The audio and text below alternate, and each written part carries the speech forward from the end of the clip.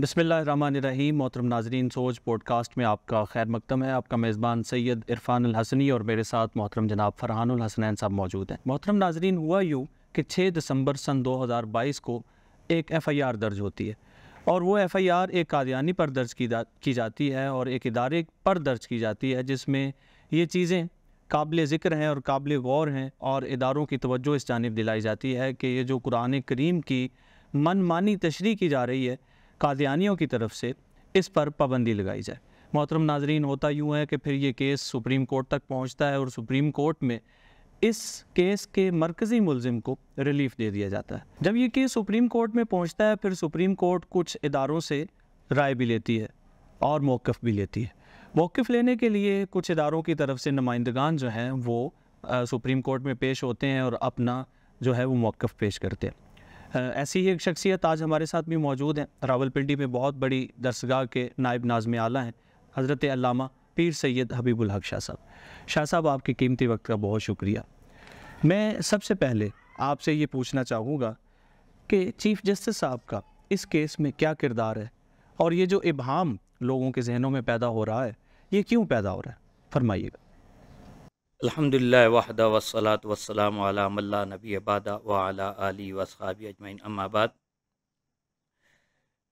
आपने बहुत अच्छा सवाल किया और पहला ही सवाल आपने बहुत अहम कर दिया है। ये केस जो है, अगर थोड़ा सा हम इसके बैकग्राउंड में चले जाएं तो आम तो तासर ये है कि शायद ऐसे लोगों के ख़िलाफ़ कानूनी कार्रवाई करना बहुत आसान है, इनको टारगेट किया जाता है। आम प्रोपगंडा भी यही होता है कि लॉ को मिसयूज़ किया जाता है, इनको अक़लियतों को टारगेट किया जाता है और टारगेट करना बड़ा आसान है पाकिस्तान में। लेकिन अगर आप सिर्फ यही केस एज ए एग्ज़ाम्पल ले लें, मैं बाकियों की मिसाल नहीं देता, इस केस में भी जो शख्स है वो 2019 से कचहरियों के, थानों के, DC के चक्कर लगा लगा के उसकी सुनवाई नहीं होती कि सिंपल FIR कट जाए। सज़ा की तो अभी बात ही नहीं है ना, कि जिन लोगों पर इल्ज़ाम है, जिन्होंने जो ये जुर्म किया है, उन पर FIR हो जाए, लेकिन उसकी कहीं सुनवाई नहीं होती। ये केस के रिकॉर्ड का हिस्सा है कि कितनी उसने एप्लीकेशन दी, यहाँ तक कि उसे फिर कोर्ट जाना पड़ा। कोर्ट के आर्डर पे जाकर 2022 में FIR होती है। 3 साल लगे FIR करवाने में जी, वरना FIR इतना सिंपल है, 5 मिनट में आपकी FIR हो जाती है, बल्कि 15 पे कॉल करें तो वही उसी पे FIR हो जाती है। पाबंद भी है, पाबंद भी है। लेकिन अब पाकिस्तान में सूरत हाल ऑन द ग्राउंड ये है कि आप 302 की FIR 2 मिनट में करवा सकते हैं, लेकिन ऐसी जो जिस कानून में तौहीन रिसालत, तौहीन सहाबा, तौहीन अंबिया, तौहीन अहले बैत की बात हो, ब्लास्फेमी के हवाले से जो केस हो, उसकी FIR बहुत मुश्किल बना दी है। और इसका सबसे जो नेगेटिव पॉइंट ये है कि जब लोगों को कानूनी रास्ता नहीं मिलता तो फिर गैर कानूनी रास्ता इख्तियार करते हैं। जहाँ भी आप कानून हाथ बांध देगा लोगों के, तो फिर कानून अपने हाथ में लेने की कोशिश करते हैं, और वो बहुत ख़तरनाक है, क्योंकि उसमें कई दफ़ा बेगुनाह लोग जो हैं वो टारगेट हो जाते हैं। क्योंकि कानूनी रास्ते से तो एक पूरा प्रोसीजर है, इस पर इल्ज़ाम है, सबूत है, नहीं है, उसने ये किया है, नहीं किया, वो पूरा एक प्रोसीजर है। और जब बंदे खुद जज बन जाते हैं तो उसमें यहाँ पे मिसयूज़ होता है। जो आपने लीगल पॉइंट से उसको रोक दिया, ये जो मिसयूज़ अब हो रहा है उनके हवाले से ये बड़ा ख़तरनाक है। अब जो आपने सवाल किया, मैं उस पर आ जाता हूँ। चीफ जस्टिस साहब के पास ये जो एप्लीकेशन गई है या जो केस था वो था बेल का, कि उन लोगों को बेल दी जाए जो उसमें पकड़े हुए हैं, गिरफ्तार हैं। ख़ास तौर पर मुबारक सानी नाम का आदमी है। चीफ जस्टिस साहब ने सिर्फ बेल ग्रांट नहीं की, और सिर्फ बेल की हद तक होता तो शायद मुल्क में इतना ये कैफियत हिजान पैदा ना होता, लोग इतने खटक ना जाते, और पूरी इस वक्त मुस्लिम उम्मा जो है वो आंखें लगाए बैठी है सुप्रीम कोर्ट पर, ये इन्होंने क्या कर दिया और अब क्या करते हैं। शायद इन्हें अपनी गलती का एहसास हो गया या नहीं हुआ। इन्होंने जो डिसीजन लिखा है उससे ये एक चीज़ सामने आ रही है और समझी जा रही है कि इन्होंने कादियानियों को जिन चीज़ों की इशाअत, तबलीग और कहने की ममानियत थी, हमारे कानून में 295B है, A है या C है, इसी तरह 298A भी हैं, जो पाबंदियां थी वो इन्होंने ख़त्म कर दी हैं। अब भी कोर्ट में जो हमने देखा वो इसको प्राइवेट करने की एक इजाज़त देना चाह रहे हैं कि चलें एक पब्लिक में ना करें, प्राइवेट में कर लें। तो एक यहाँ पर एक सवाल होता है कि जी ये एक पर्सनल मामला है, लिहाजा कोई प्राइवेट इसकी तबलीग करता है तो उसको इजाज़त दे, पब्लिक में ना हो। मसलन एक शख्स है जैसे हम कहते हैं दहशतगर्दों का कोई मजहब नहीं है, जी बिल्कुल, लेकिन एक मजहब तो बन गया, जी बिल्कुल है। चलो आप कहते हैं मुसलमान नहीं है, क्रिश्चियन नहीं, यहूदी नहीं है, क्या वो अगर प्राइवेट में अपने लोगों को सुसाइड की तबलीग करता है, अपना पम्फलेट छापता है, किताब छापता है, अपने बच्चों को पढ़ाता है या उनको बम बनाने के तरीका सिखाता है, तो आप क्या कहेंगे ये पब्लिक में तो नहीं कर रहा, लिहाजा प्राइवेट अपनी करना चाह रहा है तो इसको इजाज़त दे दे। यकीनन जो प्राइवेट होगा उसका पब्लिक में रिजल्ट आएगा।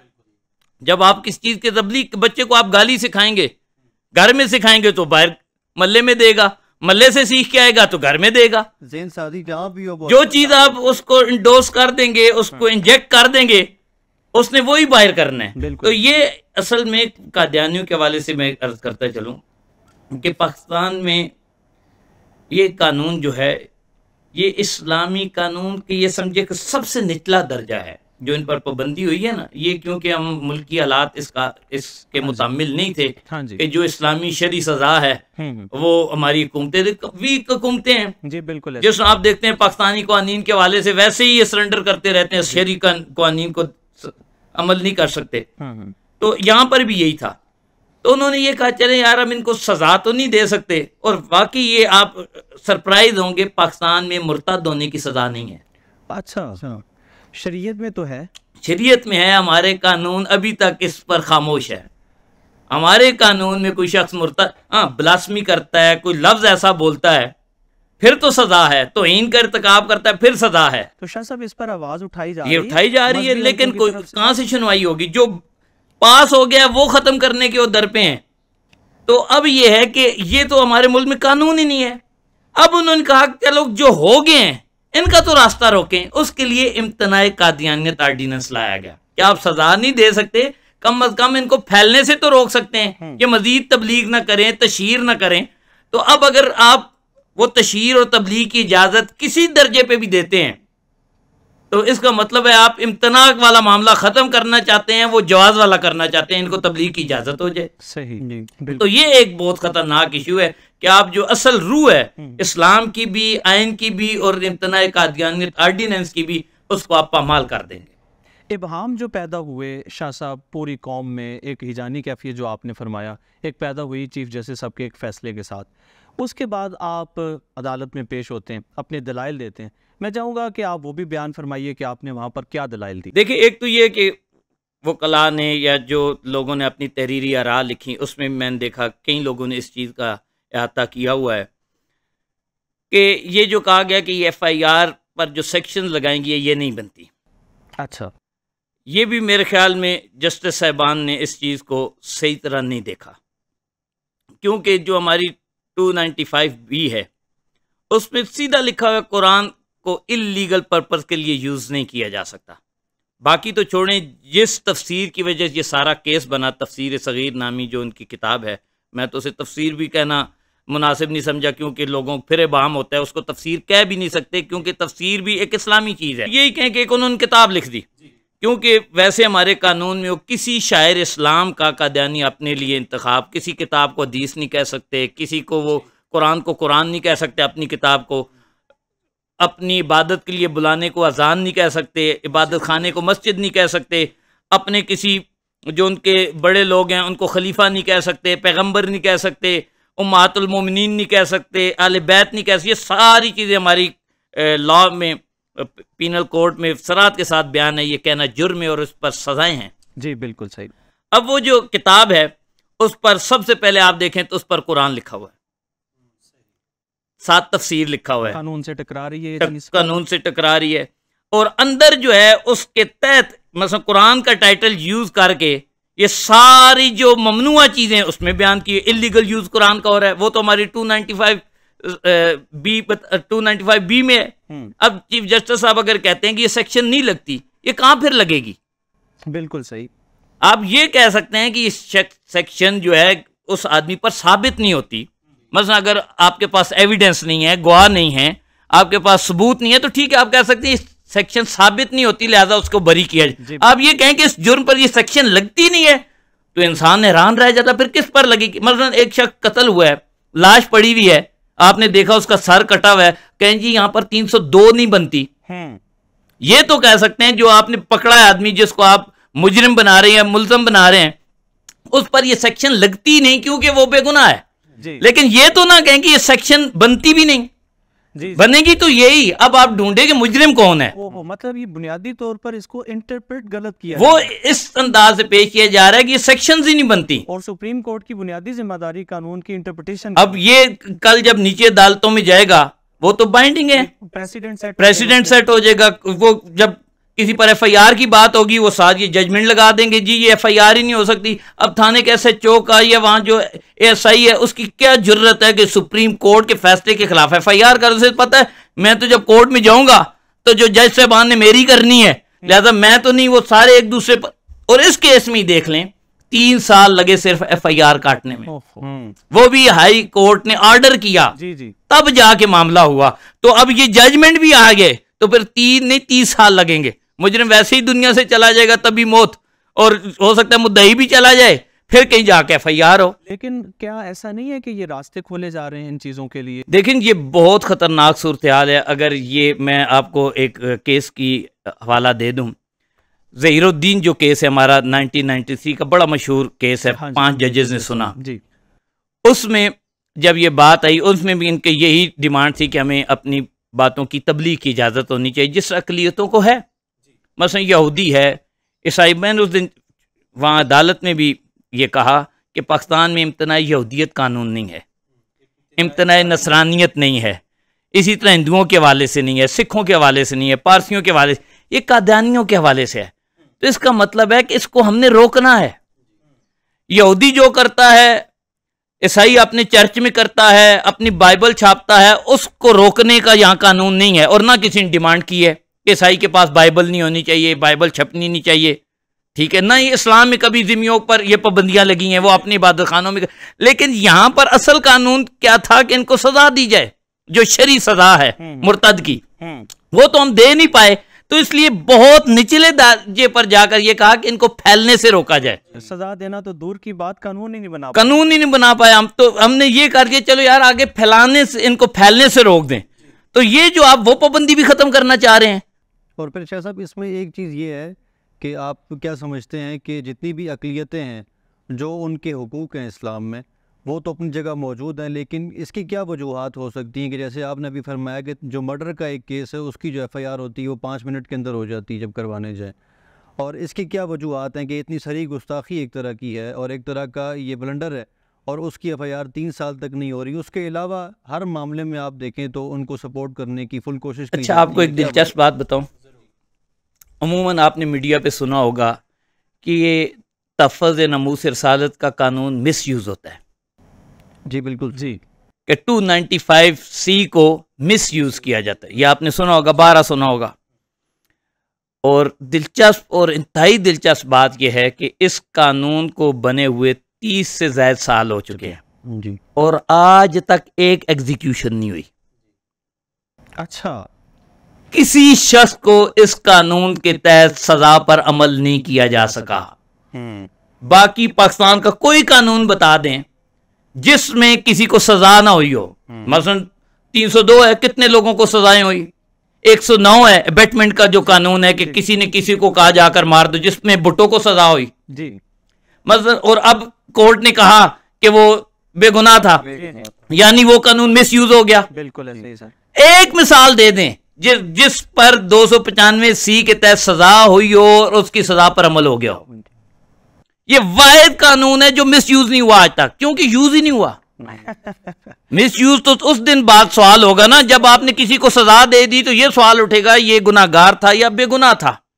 अभी तक तो सजा हुई ही नहीं, तो मिस यूज कहां से हो गया? बाकी कवानीन आप कह सकते हैं 302 है या पूरा पीनल कोड है जिसमें सजाएं होगी, लोगों ने अपनी सजाएं पूरी कर ली, तो ये अब अगर बेगुनाह था तो कानून मिस यूज हो गया, गुनाहगार था तो ठीक यूज हुआ। ये वाहिद कानून है जो आज तक मिस यूज नहीं हुआ, ये लोगों को पता ही नहीं और इसके अगेंस्ट प्रोपेगेंडा हो रहा है, ये कानून मिस यूज हो रहा है। हालांकि ये कानून आज तक यूज ही नहीं हुआ, मिस यूज तो बात की बात आएगी कि हमने किसी को सजा सुना दी हो। और फिर शाह साहब इसमें साथ साथ ये भी इरशाद फरमाएं कि आप क्योंकि वहाँ मौजूद थे जब ये केस चल रहा था और जितनी भी जो उसकी डेट्स थी वहाँ पे आप जाते रहे, आप ये फरमाएं कि जो इंटरनेशनल मीडिया है वो किस हद तक सरगर्म रहा है इस सारे केस को लेकर, क्या वो भी वहाँ मौजूद थे उनके नुमाइंदे, और उनकी क्या वहाँ पे जो जिस इलेक्शन के दिनों में जब सारे इलेक्शनों में मसरूफ़ थे सारी पार्टियां, मजहबी लोग भी, क्योंकि मजहबी भी ज़ाहिर बात है पाकिस्तानी है, हाँ और जब इलेक्शन आते हैं तो सब वोटों में कौन आ रहा है कौन बिल्कुल हाकिम बनेगा, अपना अपना एक इंटरेस्ट होता है। उन दिनों में इसके डिसीजन की डेट्स रखी गई। अच्छा, उस पेशी पर मैं नहीं था। अच्छा, लेकिन जो मुझे अपने दोस्तों ने बताया जो लॉयर्स हैं कि वहाँ पर कई सफ़ेद चमड़ियों वाले मौजूद थे। अच्छा, अब हमारी कौम का एक मिजाज है, जहाँ सफ़ेद चमड़ी वाला हो ना तो हम शाह से ज़्यादा शाह के वफादार बन रहे होते हैं, और वो यकीनन असरअंदाज होता है। जैसे लोग वहाँ मौजूद है उसके असरात आप कहें कंपनी के असरात ज़रूर होते हैं। बिल्कुल ज़रूर। तो अब कैसे ये फैसला हुआ, किस बेस पर हुआ, ये तो अब जस्टिस साहबान बताएंगे। लेकिन उन्होंने बताया कि वहाँ पर, और दूसरी चीज़ जो वहाँ पर उन्होंने बताया कि बार बार जो मुद्दई का वकील था उसको इंटरप्ट किया जाता था, खामोश कराया जाता था। अच्छा, हालांकि ठीक है, आपको बात उसकी पसंद है नहीं पसंद, सुने, ये तो हम मुजरिम के वाले से कहते हैं, उसे अपनी बात करने दे, चाहे आप रिजेक्ट कर दें, बिल्कुल सर, वो अपना बयान दे, उसका क्या मौकिफ है, मौकिफ बयान करे, पसंद है रखें, नहीं पसंद आता तो छोड़ दें। लेकिन अनहर्ड जो है ये तो वैसे ही कानूनन ठीक नहीं है, उसको सुना ही ना जाए, उसको बार बार इंटरप्ट किया जाए, अपनी मर्जी की बात उससे मुंह से निकलवाई जाए, उसे अपनी मर्जी से बोलने दें। आप चाहे वो आपके अगर मेरिट पर आती है तो उसको लीगल कर ले, वरना आप छोड़ दें। तो उस केस में ये चीज भी आई है कि ऐसे भी शवायद है कि वो उसको पूरी तरह, बल्कि मैं तो इस केस में भी देख रहा था कि उसने ये कहा कि मैं फिर अपना वकालतनामा विड्रॉ कर लेता हूं। ये जो गुज़श्ता पेशी हुई है 3 दिन पहले, वो उस वक्त मैं तवज्जो सुन नहीं सका कि क्या बात थी जिस पर उसने ये जुमला बोला। अब मुद्दई का वकील ये कह के ठीक है जी मैं फिर अपना वकालतनामा विड्रॉ कर लेता हूं, तो ये इसका मतलब है कि उसके अंदर कोई ऐसी चीज है जो उससे बयान नहीं करने दी जाए। डिसीजन तो जजेस ने देना है, बिल्कुल, लेकिन ये होना चाहिए कि लोगों को बोलने का हक मिलना चाहिए, चाहे वो आपकी हमायत में बोल रहे हैं या आपके डिसीजन के खिलाफ बोल रहे हैं। मतलब ये है कि इंटरनेशनल मीडिया जो है वो किसी ना किसी तरीके से इस केस पर असरअंदाज होने की कोशिश कर रहा है। देखें, इंटरनेशनल जो चीजें वो किससे छुपी हुई है, पाकिस्तान में कितना प्रेशर है। बिल्कुल ऐसे ही, वो जो पहले ही हम ब्लैक लिस्ट हुए हैं वो प्रेशर है, फिर हमारे बिजनेस के प्रेशर हैं, एक्सपोर्ट के प्रेशर हैं, वो सारी पाबंदियां हैं। उन सारों से जो कौम निकलना चाह रही हो वो उनको तराजी कर, IMF की पाबंदियां हैं, वर्ल्ड बैंक की पाबंदियां हैं, और उनकी शराइत हैं जो हिडन है, आम लोगों को पता भी नहीं उन्होंने अपनी लिस्ट में क्या क्या लिखा हुआ है। और मेरे ख्याल में सबसे बड़ा यही है कि सारों को ये गुस्ताखियों की इजाजत होनी चाहिए। और शाह साहब, बल्कि मैं तो ये बात भी अर्ज करता हूँ कि पाकिस्तान शायद इस वक्त इंटरनेशनल एस्टेब्लिशमेंट का गढ़ है। बिल्कुल ऐसे है, जितनी भी एस्टेब्लिशमेंट्स इस वक्त दुनिया में मौजूद हैं उनके लोग यहाँ पर मौजूद हैं। लेकिन हम चूंकि आज एक खास केस के हवाले से बात कर रहे हैं, उसी पर शाह जी बात करेंगे। आपने जो दलाइल दिए और फिर उस पर चीफ जस्टिस साहब ने जो रिमार्क्स दिए, मैं चाहूँगा मुख्तसरन बयान। अच्छा, इसमें एक बात जो मैं बताता चलूँ, बड़ी ये खुश आइन है कि इसमें हमारे जिन इदारों को, मुख्तलिफ मसालिक के इदारों को चीफ जस्टिस ने लेटर लिखा कि मुझे इस पर अपनी अपनी राय दें, उनमें सबकी राय एक ही थी। सही, बाज ने तो एक ही पेज पर साइन किए। अच्छा, मतलब 4-5 इदारे तो वो हैं, देवबंद मकतबा फ़िक्र के मुफ्ती तकी उस्मानी है, और अल सुन्नत हमारे मकतबा फ़िक्र के मुफ्ती मुनीबुर रहमान हैं। इसी इन दोनों ने एक मुश्तरका राय लिखी। जी सही, और उसमें मैंने चंद चीज़ें उनको भेजी थी। बिल्कुल सही। और उसी राय पर कई और लोगों ने जब उसे पढ़ा उन्होंने कहा बिल्कुल दुरुस्त है, उसी पर साइन की, उन्होंने अपनी अलहदा लिखी भी नहीं। लेकिन जिन्होंने लिखी भी उन्होंने भी इन्हीं आरा को मद्देनजर रख कर अपनी जो राय दी, या जो उनका वो तकरीबन एक ही राय है, अल्फाज मुख्तलिफ हैं, वो मफहूम उसका एक ही बनता है।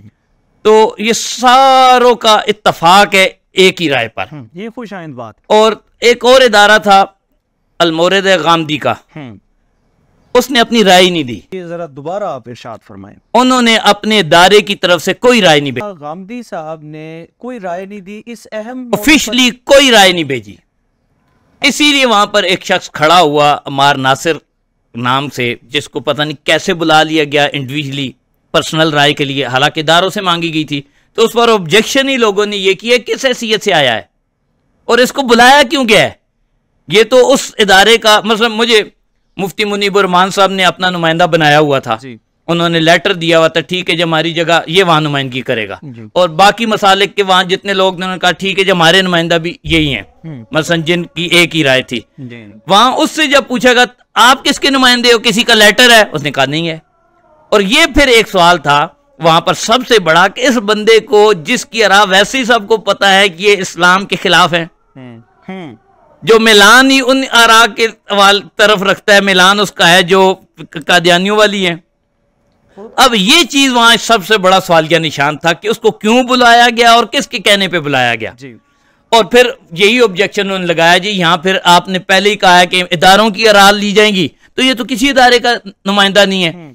तो उस पर फिर जस्टिस साहबान ने उससे भी माजरत कर ली कि ठीक है कि इनका वैलिड पॉइंट है कि भाई हम तो इदारों की राय ले रहे हैं, फिर उसकी राय नहीं ली गई। जितने वहां पर इदारों को लेटर लिखा गया, ये समझे कि एक ने राय दी नहीं, बाकी सबका कंसेंसस था।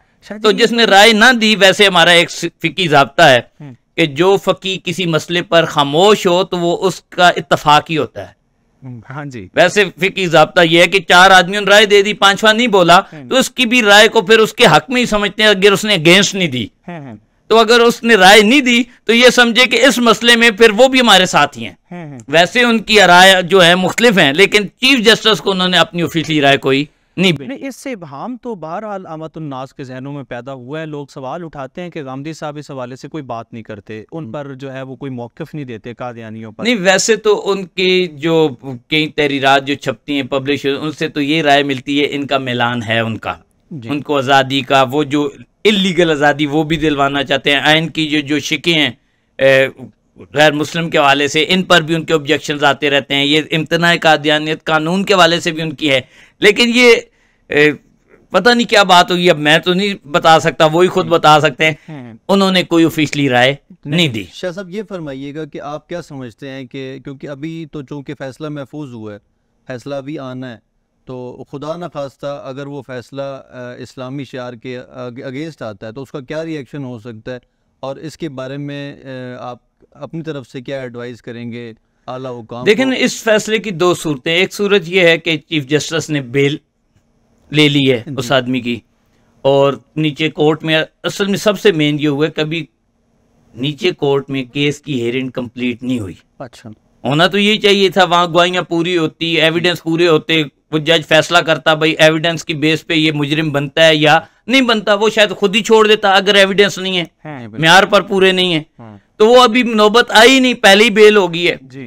अब बेल तो ले चुके हैं, अब एक तो ये बेल कैंसिल करें दोबारा और नीचे कोर्ट में उसे भेज दें कि आप ठीक है मेरिट पर इस केस को देखें, और जो नहीं, ट्रायल तो अभी हुआ ही नहीं ना, ट्रायल करें, जो प्रोसीजर है पूरा करें, जो फैसला बनता है, अगर वो बेगुनाह है, उस पर एविडेंस नहीं पूरे होते, सबूत नहीं होते, तो जो एक कानूनी तरीका है उसके मुताबिक उसको डील किया जाए। और दूसरा जो सबसे आम है वो ये है कि जो फैसले में ये एक तासर आ रहा है कि कादियानियों को अपनी किताबें छापने की और ये चीज़ें बयान करने की इजाज़त मिल गई है, ये असल में वो पॉइंट है जो इंतहाई ख़तरनाक है। असल में वहाँ मैंने अर्ज़ भी की, उन लोगों के सामने बयान भी किया कि ये सिर्फ ख़त्म नबुव्वत का इशू नहीं है, ये तौहीन रिसालत का भी है। वहाँ मैंने सवाल भी पूछा, क्या आपके इल्म में है कि इनकी किताबों में सहाबा को, आले बैत को, अंबिया को कितनी गलीज गालियां लिखी हुई हैं? पूछने पर उन्होंने बताया कि हमने इनकी किताब ही कोई नहीं पढ़ी। यानी जिस चीज को आप लीगल करना चाह रहे हैं, कम से कम उसको देखे तो सही, वो लीगल होने के काबिल भी है। यहाँ कोड बुक्स, जितने हमारे कोर्स बुक हैं, किसी भी बोर्ड में 10-10 दफा उनकी स्क्रूटनी होती है, तब जाकर परमिशन होती है आप बच्चों को पढ़ाएं। इसमें कोई ऐसा लफ्ज तो नहीं है, और आप वो किताब या उनकी वो किताबें, वो तो एक किताब नहीं, सबकी इजाजतनामा है। तो मैंने कहा जी इनमें तो गलीज गालियां हैं नबियों को, सहाबा को, आले बैत को, उम्महातुल मोमिनीन को, और यहाँ तक कि रसूलुल्लाह की तैयबा ताहिरा बेटी के हवाले से इतना गलीज कलाम है, जो हम, क्योंकि ये अब पब्लिक में जाने वाली चीज़ है, आग नहीं लगाना चाहते, अगर मैं बयान कर दूं तो यहीं आग लग जाएगी कि ये किताबें हैं और जिनको वो पढ़ाने की एक इनडायरेक्टली इजाज़त वहाँ दी जा रही है। तो ये इसीलिए मैं वो बताने लगा था 93 में ज़हीरुद्दीन जो केस है उसमें जस्टिस साहबान ने ये बात बिल्कुल वाज़ेह अंदाज में लिखी कि एक कादियानी जो है ना वो अपने अकीदे में सलमान रुश्दी है।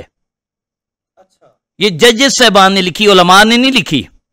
सुप्रीम कोर्ट के वो जजेस जो किसी मदरसे में पढ़े नहीं होते, कॉलेजेस यूनिवर्सिटीज़ के, लॉ कॉलेजेस के जो ग्रेजुएट्स हैं, उन्होंने जब उनकी गुस्ताखियां देखी, उनके सामने पेश की गई, तो उन्होंने ये डिसीजन में लिखा कि ये तो हर कादियानी अगर इन किताबों पर ईमान रखता है, इनको दुरुस्त समझता है, तो ये तो समझे कि खुद हर बंदा सलमान रुश्दी है, और इसको अगर बोलने की इजाजत दी गई तो मुल्क में खाना जंगी हो जाएगी। यानी ये सिर्फ पर्सनल चलो लड़ाई का मामला नहीं है, ये जब पब्लिक में बात आएगी कि ये बंदा रसूलुल्लाह की बेटी के बारे में, रसूलुल्लाह के बारे में ये बातें करते हैं अपनी निजी महफिल में, और ये पढ़ाया जा रहा है इनके कॉलेजेस और यूनिवर्सिटी में, ये तो खाना जंगी हो जाएगी, पब्लिक तो लड़ पड़ेगी। और आलमी ताकतें तो चाहती ही हैं कि मुल्क जो पहले ही डिस्टेबलाइज है, ये मजीद किसी ऐसी खाना जंगी वाली सूरत में चला जाए।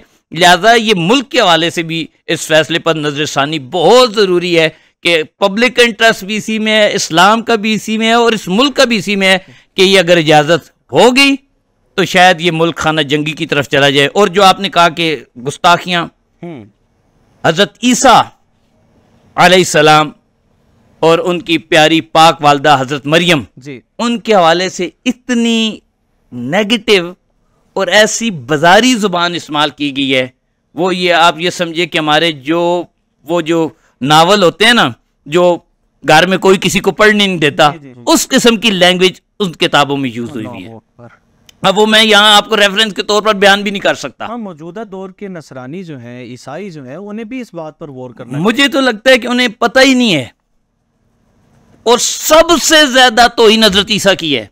अच्छा, सहाबा की, आले बैत की, रसूलुल्लाह की तादाद के हवाले से अगर आप देखें, फलां जगह भी है, फलां पेज पर भी है, फलां पेज जमा करें तो सबसे ज्यादा तौहीन हज़रत ईसा और हज़रत मरियम की है, और सबसे ज्यादा सपोर्ट भी इनको इस वक्त, और वही लोग इनकी हामी है। हाँ जी जी। और इसी तरह हज़रत जो मूसा अलैहिस्सलाम है, जिनको यहूदी मोसेस कहते हैं, जीजर और मोसेस दोनों को इसने नहीं छोड़ा, दोनों की तौहीन है। बल्कि हज़रत मूसा पर तो कई लाख बच्चे कत्ल करने का इल्जाम इसने लगाया हुआ है कि हज़रत मूसा ने कई लाख इनोसेंट चिल्ड्रन कत्ल किए, ये इल्ज़ाम इसने हज़रत मूसा अलैहिस्सलाम जैसी पाक शख्सियत पर लगाया हुआ है।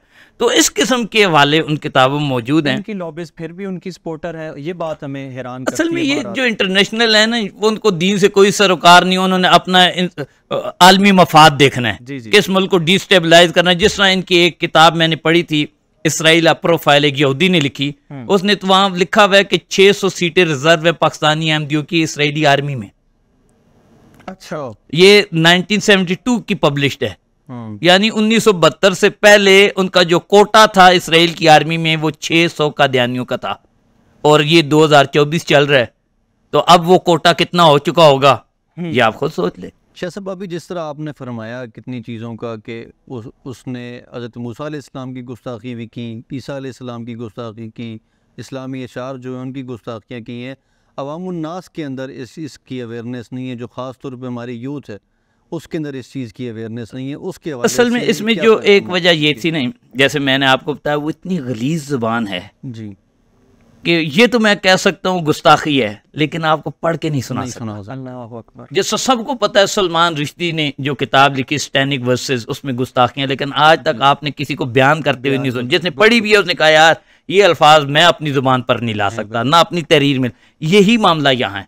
उलमा जिन्होंने पढ़ी है ना, पब्लिक ने तो पढ़ी नहीं, बल्कि मैं तो कहता हूँ कादियानियों ने भी नहीं पढ़ी होंगी। अगर मिर्जा गुलाम अहमद की किताबें खुद कादियानी खुद पढ़े जी, वो मुसलमान हो जाएगा। इसकी किताबों में इतना तनाकुस है और ऐसी ऐसी बातें लिखी हुई हैं कि इसको इंग्लिश में इल्हाम होते थे, ये हिंदू के बच्चों से पूछता रहता था इस अंग्रेजी का मतलब क्या है, और है इसको वही हो रही होती थी जी। और ये दिलचस्प किताबों में लिखा हुआ है खुद उसने कि मुझे इसका तर्जमा नहीं आता था, मैंने फलां हिंदू से पूछा, और फलां बंदे को लेटर लिखता था कि मुझे बताओ इसका मतलब क्या है, तो ये जब कोई कादियानी खुद पढ़ लेगा ना कि ये हमारी किताबों में लिखा हुआ है कि ये इसकी ज़हनी सतह थी जिसको वही होने वाले अल्फाज का मतलब भी नहीं पता था, तो उसको नबी मानकर बैठे हुए हैं। तो ये खुद पढ़ें।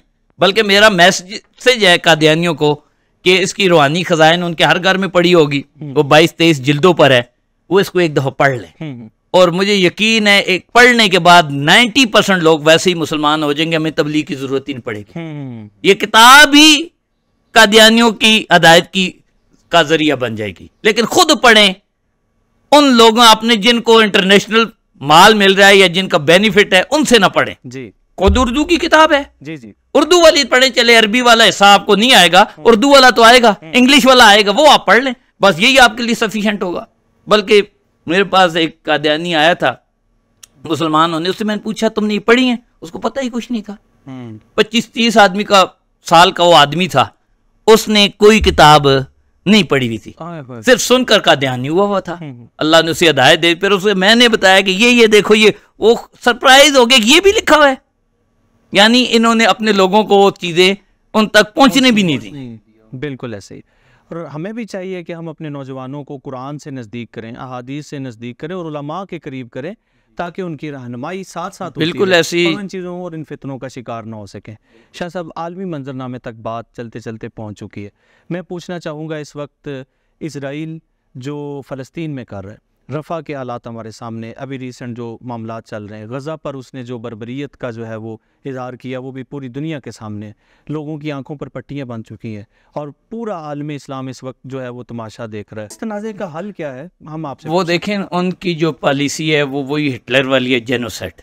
जी, यहूदी आज तक पूरी दुनिया में शोर डालते रहे होलोकॉस्ट का। पहले वो विक्टिम के तौर पर थे, अब वो खुद होलोकॉस्ट कर रहे हैं। जी बिल्कुल ऐसे ही। और दुनिया देख रही है, बल्कि सारी दुनिया में आवाज उठ रही है, जेनोसाइड हो रहा है, होलोकॉस्ट हो रहा है। और अब आलमी दुनिया में उनके मफादात ऐसे हैं कि वो जो इंसानी हुकूक तो छोड़े, जानवरों के हुकूक के चैंपियन थे, वो सारे देख रहे हैं क्या बर्बरियत हो रही है और उसकी सपोर्ट में है।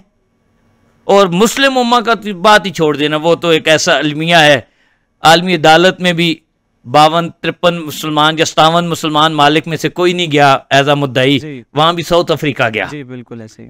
तो फिर साउथ अफ्रीका वाले तो बाजी ले गए इन पर, बिल्कुल ऐसे ही कि वो तो चले गए, हमें ये तौफीक भी नहीं हुई। अगर इस वक्त मुस्लिम उम्मा एक हो जाए ना, तो मैं कहता हूँ कल ही ये सारी बमबारी रुक जाए। अगर ये एक दफा एक होकर एक मैसेज दे दे, अगर ये ना रुका तो फिर हम भी इस जंग में शरीक हैं, हम भी विक्टिम हैं। लेकिन सबके अपने इंटरेस्ट है, अपने मफाद है, कोई अपना नुकसान नहीं चाहता। और हालांकि हमें हुक्म तो यह है कि मुसलमान जस्द वाहिद है, ये एक हिस्से की तकलीफ उसकी नहीं है, पूरे जिस्म की है। लेकिन हम इसे जस्द वाहिद के तौर पर नहीं ले रहे। और जिस अंदाज से ये हो रहा है, और ये अगर रुका ना, तो इस पूरे खित्ते में उसने सबको खत्म कर देना है। और ये फिर यहीं तक रुकेगा नहीं, वो तो ग्रेटर इसराइल का जो है, दोनों दरिया के दरमियान वो सारा कहते हैं इसराइल है। जी जी, लगेगी आग तो कई घर जद में, ये कोई नहीं बचेगा। ये तो कल इन्होंने हरमे काबा पर भी हमला करना है, ये तो एक जंग है, ये बतदरीज बढ़ती रहेगी। हाँ, ये इसराइली इस वक्त पूरी उम्मत की जंग लड़ रहे हैं, फिलिस्तीनी। उनकी ये जो जंग है ना, सिर्फ अपनी नहीं है, वो हमारा भी कफारा अदा कर रहे हैं। बेशक, ये तो हमारा दिफा की जंग भी है। बेशक, कल उसने हम पर भी हमला करना है। अब वो देखें ना, उसने शाम पर अटैक नहीं किया, हालांकि शाम तो बरह रास्त नहीं था जी, उसने वहां बैसी पर हमला किया, लेबनान में कर रहा है, तो बाकियों को क्यों छोड़ेगा। ईरान पर भी हमला किया उन्होंने। शाह साहब, अब इख्तिताम की जानिब आऊँगा। मैं आखिरी सवाल आपसे पूछता हूँ, कंक्लूड करते हैं इसके बाद गुफ्तगू को। मुतवक्का फैसला क्या है सुप्रीम कोर्ट का? आप क्या समझते हैं कि इस पर क्या फैसला आ सकता है दलाइल की रोशनी में, और जो अभी तक लेकिन जितने दलाइल हो चुके हैं, और जो चीज़ मैं समझता हूँ जो वकला ने और वहाँ उलमा ने उनके सामने बयान कर दिए बड़ी खोल कर जी, तो फैसला तो यही होना चाहिए जो पहले के जिस तरह कानून की सूरत हाल थी उसके मुताबिक होना चाहिए। बिल्कुल सही। और अगर इन केस कोई मिस ऐप हो जाता है तो ये मुल्क बहुत मुश्किल सूरत हाल में चला जाएगा, क्योंकि ख़त्म नबुव्वत एक ऐसा जज्बाती मामला है जी, जिसमें 3 साल 4 साल के बच्चे से लेकर 100 साल तक बूढ़ा व्हील चेयर वाला भी आपको इस तहरीक का हिस्सा नजर आए। बेशक बेशक। और उस दिन हमने वहाँ कोर्ट में भी देखा, खुद किबला शाह साहब व्हील चेयर पर वहाँ मौजूद थे, बच्चे वहाँ मौजूद थे।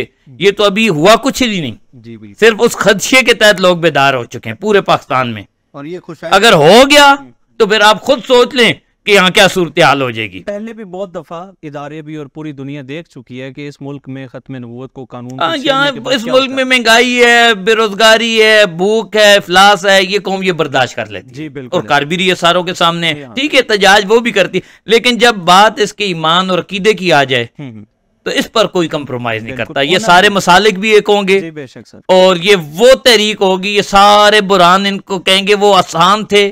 ये जो बुरान पैदा हो गया ना मुल्क में, इससे फिर कोई निबट नहीं सकेगा और हुकूमतें भी इसकी लपेट में आ जाएंगी। बेशक बेशक सर।